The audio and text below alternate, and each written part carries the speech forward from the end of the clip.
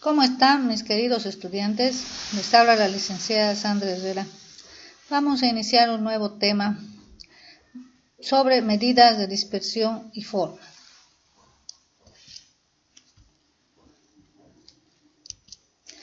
Hasta ahora hemos visto varios tipos de medidas estadísticas. En primer lugar vimos en el tema 3 las medidas de posición y tendencia central. Y en este tema vamos a ver las medidas de dispersión y lo que se llama medidas de forma. Vamos a empezar por las medidas de dispersión. ¿Qué es lo que en realidad me miden estas medidas? Miden cuán separados o concentrados están entre sí los datos. Esto quiere decir qué tan juntos, cercanos o separados se encuentran los datos. A esto se llama más o menos concentrados o más o menos dispersos. Veamos un gráfico para entender. Acá yo tengo en este gráfico dos distribuciones de frecuencia. Tengo la curva B y la curva A. En la curva A, que representa al país A, se la considera que tiene una menor dispersión. ¿Por qué? Porque la mayoría de los datos están más cerca entre sí. En cambio, la curva B, que pertenece al país B, se considera que tiene mayor dispersión. ¿Por qué? Porque los datos están más alejados, empezando desde aquí hasta este otro punto, más alejados entre sí. Entonces, a pesar de que ambas curvas tienen la misma media, la dispersión es distinta. Bien, algunas de las medidas que podemos utilizar para ver la dispersión de los datos. Tenemos la desviación intercuartil y la desviación semi-intercuartil. Estas dos formulitas basadas en los cuartiles me permiten ver qué tan cerca o alejado están los datos entre sí. Por ejemplo, calcule la desviación intercuartil y semi-intercuartil del siguiente grupo de datos. Aquí tenemos un grupo de datos que está ordenado de menor a mayor. Si ya se tienen calculados los tres cuartiles, vamos a suponer que ya tenemos estos datos, aplicamos las dos fórmulas. La del intercuartil, cuartil 3 menos cuartil 1, 79 menos 66 me da 13. Y la desviación semi-intercuartil, sacar cuartil 3 menos cuartil 1 y dividirlo entre 2 me da 6.5. Los valores me indican qué tan dispersos están los datos. Mientras más pequeño es el resultado, quiere decir que está más cerca entre sí. Veamos otra medida de dispersión, la varianza. La varianza mide el grado de dispersión de los datos en relación a una medida central, que en este caso va a ser la media aritmética. Empecemos por los datos no agrupados. Vamos a hacer diferencia entre si los datos son de origen poblacional o muestral. Por eso tenemos dos fórmulas. Y hay una nueva letra. Esta letra se llama la letra griega sigma. Elevada al cuadrado representa la varianza poblacional. Dentro de la fórmula hay algunos valores que ya conocemos. Por ejemplo, la x, que representa la variable, la mu, que representa la media aritmética poblacional, y la n mayúscula, que representa el número total de datos. En el caso de la varianza muestral va a representarse por la s elevado al cuadrado. Igual en sus símbolos tenemos de acuerdo a los datos que son en este caso muestrales. La x sigue siendo el valor de la variable, la media muestral, que representa x raya, y dividido entre n minúscula, que es el número total de datos, menos 1. Esta vendría a ser la diferencia que existe entre la varianza poblacional y la muestral. Hagamos un ejercicio. La empresa Construyamos un Futuro contrató a 5 personas para su departamento de proyectos este año. Sus sueldos mensuales fueron en bolivianos, tenemos aquí los datos. Considerando que son datos de población, calcule la varianza poblacional. Entonces, lo primero que se ha hecho ha sido ordenar los valores de la variable de menor a mayor. Luego, como se trata de datos de población, vamos a utilizar la fórmula poblacional para la varianza. Pero en esta fórmula, si ustedes se dan cuenta, yo necesito previamente tener este valor, que es de la media aritmética. Entonces, utilizamos la fórmula que aprendimos de la media aritmética poblacional. Para eso vamos a realizar la siguiente operación, la suma de todos los valores dividido entre el total de datos, que viene a darme 2350 como media. Luego voy a acomodar los valores en una tablita, como ven acá. En una columna van los valores de la variable y al lado voy a anotar esto, que es lo que yo necesito para calcular la varianza. A cada valor de la variable le voy a restar su media, voy a elevar al cuadrado y voy a obtener una sumatoria. Entonces acá vamos a hacer esos cálculos. ¿Qué es lo que voy a hacer? Por ejemplo, a 2100, que está acá, le voy a restar su media, 2350, y lo voy a elevar al cuadrado. Tendría como resultado 62.500. Viene aquí. El segundo valor sería 62.500 también, porque los dos son iguales. En el tercer valor, 2.450 menos la media, elevado al cuadrado, me da 10.000. Y así voy a hacer con cada uno de los valores. Luego de haber obtenido los resultados que vemos, voy a sumarlos para obtener la sumatoria que me pide mi fórmula. Entonces ya podría reemplazar aquí la sumatoria de x menos la media al cuadrado entre el total de datos, que en este caso son 5. Me da 44.000. Entonces ya tendría el cálculo de la varianza poblacional de este ejercicio. También tenemos otra medida que se llama la desviación estándar. Esta medida se calcula en base a la varianza. Seguimos haciendo para datos no agrupados.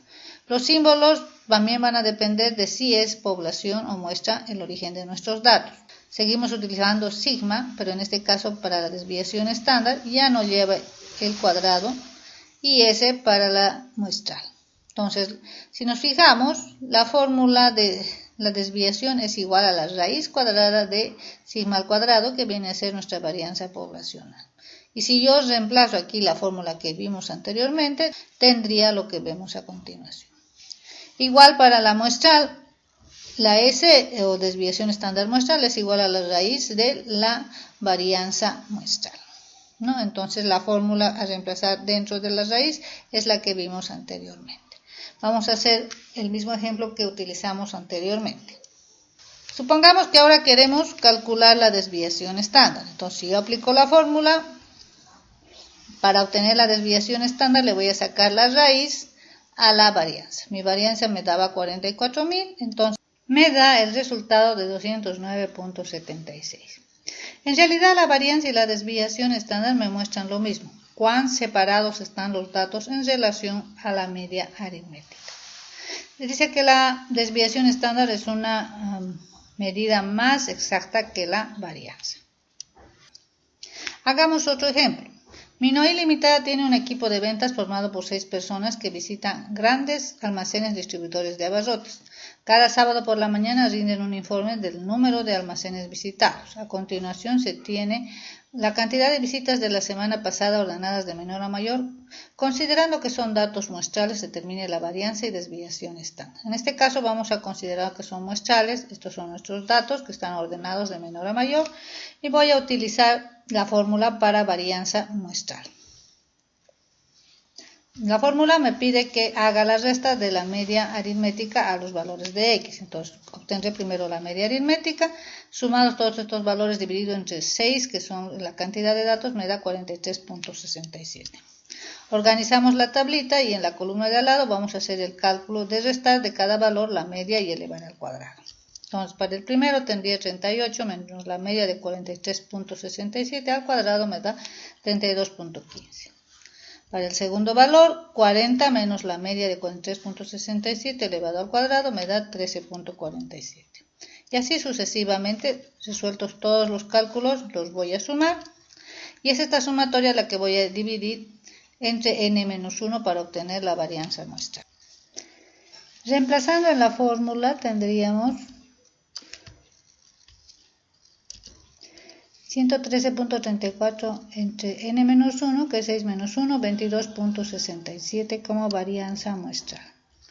Y si calculo la desviación estándar muestral, simplemente tengo que sacarle la raíz a la varianza muestral, o sea, la raíz a 22.67, y obtendría como desviación muestral 4.76.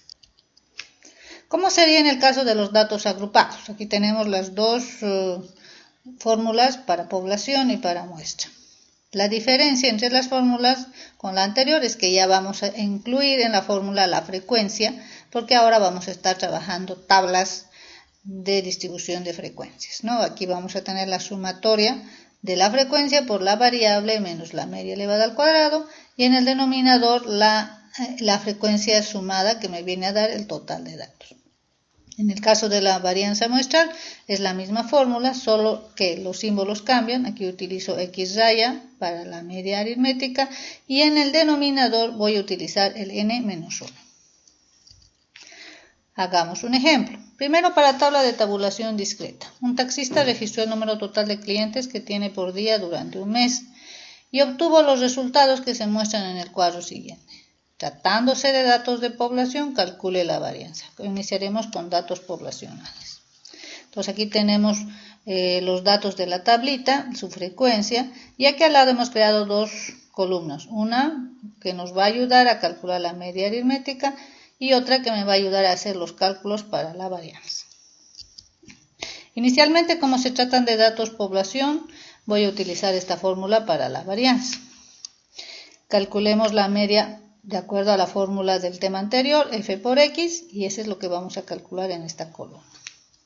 Entonces yo multiplico 8 por 1, voy a tener 8, 10 por 5, 50, y así sucesivamente todos los valores necesarios. Sumamos para obtener el total que vamos a dividir para obtener la media aritmética.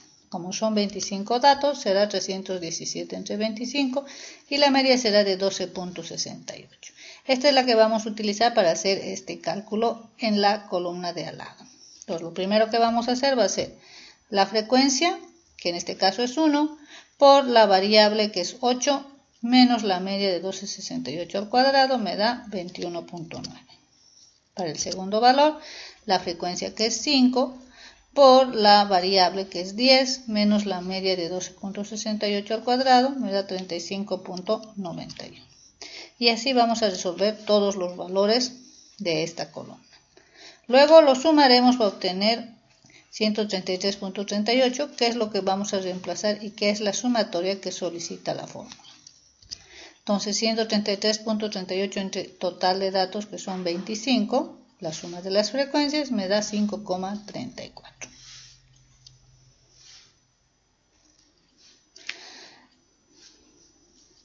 Tomemos en cuenta que también está la otra medida, que es la desviación estándar.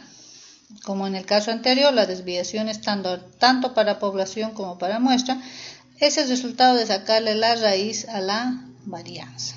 En ambos casos, si yo le saco la raíz a la varianza poblacional, obtengo la desviación estándar poblacional. Lo mismo para la desviación estándar muestral. Si yo le reemplazo la fórmula dentro de la raíz de la varianza, quedaría de esta manera mi fórmula. Entonces, utilicemos el ejercicio anterior para hacer el cálculo de su desviación estándar. Calculemos entonces la desviación estándar. En este caso va a ser de datos de población. Entonces utilizaremos sigma, que va a ser igual a sacar la raíz de la varianza poblacional. Raíz de 5,34 me da una desviación estándar de 2,31. Esa es la separación que existe en promedio entre los valores de mi variable y la media aritmética. Ahora, si estuviéramos trabajando una tabla de clasificación de datos como la que vemos acá, que dice: los datos poblacionales siguientes muestran los resultados de una encuesta en la que se preguntó a niños de 10 años de edad el número de horas que dedican a la semana a ver televisión. Calcule la varianza y desviación estándar. Entonces sabemos que estos datos son datos poblacionales, pero esta vez estamos trabajando una tabla de clasificación de datos. En este caso voy a utilizar la misma fórmula para datos de población. Calcularé primero la media, la suma de f por x entre n, pero para hacer eso yo primero tengo que calcular la marca de clase. Como recordamos, la marca de clase se obtiene de sumar los dos límites y de dividir entre 2. Una vez que tenga la marca de clase, voy a proceder recién a multiplicar f por x. ¿De dónde va a salir esto? De multiplicar la frecuencia por la marca de clase. 13 por 5.5 me va a dar 71.5, 15 por 8.5 me va a dar 127.5 y así sucesivamente. Luego sumaremos estos resultados y vamos a obtener recién la media aritmética. 1279 entre 100, que es el total de mi frecuencia, o mi total de datos, me da 12.79. Esta es la media que vamos a utilizar para obtener esta sumatoria. Lo acomodaremos en esta columna de al lado.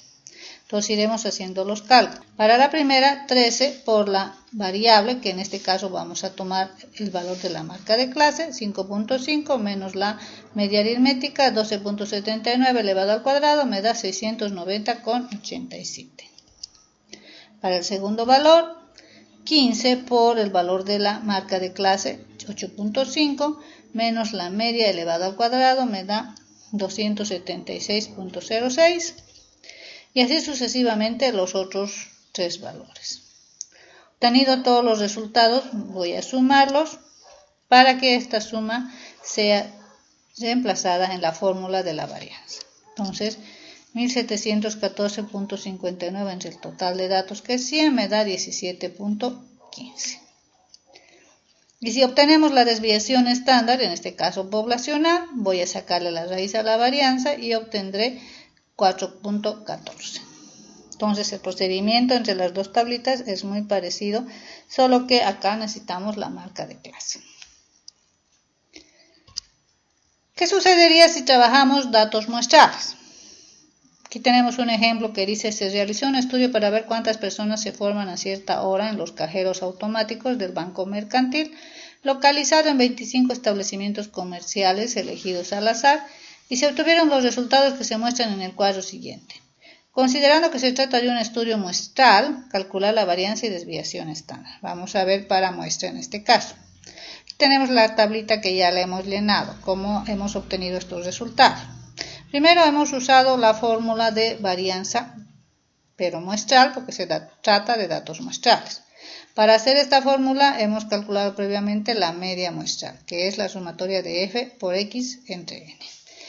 Estamos haciendo un ejemplo para una tabla de tabulación discreta, no necesitamos marca de clase, por lo que f por x ha salido de multiplicar x, que es los valores de la variable, por la frecuencia. 0 por 3, 0, 1 por 4, 4, 2 por 8, 16 y así sucesivamente. Luego se ha procedido a sumar estos valores para reemplazarlos para la media aritmética. 58 entre el total de datos, que es 25, me da 2,32. Y esta es la que se ha utilizado para hallar la columna de al lado. Por ejemplo, en el primer valor, la frecuencia de 3 por la variable, que es 0, menos la media elevado al cuadrado, me ha dado 16.15. Para la segunda, se ha hecho lo mismo exactamente, se ha multiplicado 4 por la variable menos la media elevado al cuadrado y ha dado 6.97. Una vez obtenido todos los resultados, se ha sumado y es lo que se ha reemplazado en la fórmula de la varianza. 57.44 entre n menos 1, 25 menos 1, me da 2.39 como varianza muestral. Y si obtenemos la desviación estándar muestral, le voy a sacar la raíz a la varianza muestral. Raíz de 2.39 me da 1.55. ¿Cuál es la importancia de la desviación estándar? Si nosotros vemos, me ha permitido una interpretación precisa de los datos dentro de una distribución. O sea, yo puedo saber si la media me está representando adecuadamente a todos los datos. Mientras más pequeña es la desviación estándar, significa que más cerca están los datos de la media y que por lo tanto la media los representa de mejor manera. Provee una mejor estimación del error, o sea, esto tiene relación con lo dicho anteriormente, ¿no? Mientras más alejados están los datos de la media, significa que es muy posible que la media no los represente adecuadamente y que haya un error en la estimación y predicción de datos. Es miembro de un sistema matemático que permite su utilización en consideraciones estadísticas más avanzadas. Vamos a ver que a la desviación estándar la vamos a utilizar en muchos cálculos posteriormente. Gráficamente y tomando en cuenta lo que se llama una curva normal, la que vemos acá, ya habíamos visto antes una curva como esta, que es una curva simétrica. Habíamos dicho que si uno la divide por la mitad, a un lado tengo 50% de los datos exactamente y al otro lado también. Entonces, si yo la divido en varias partes, exactamente en 6 partes, cada parte equivale a la suma o la resta de una desviación estándar. Por ejemplo, acá tengo yo la media aritmética. Si yo le sumo una vez la desviación estándar o le resto una vez la desviación estándar, encuentro un área.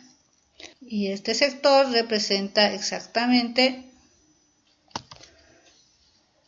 al 68% de mis datos. Ahora, si le sumo 2 veces la desviación estándar o le resto 2 veces de la desviación estándar, mi área empezaría desde este punto hasta este otro.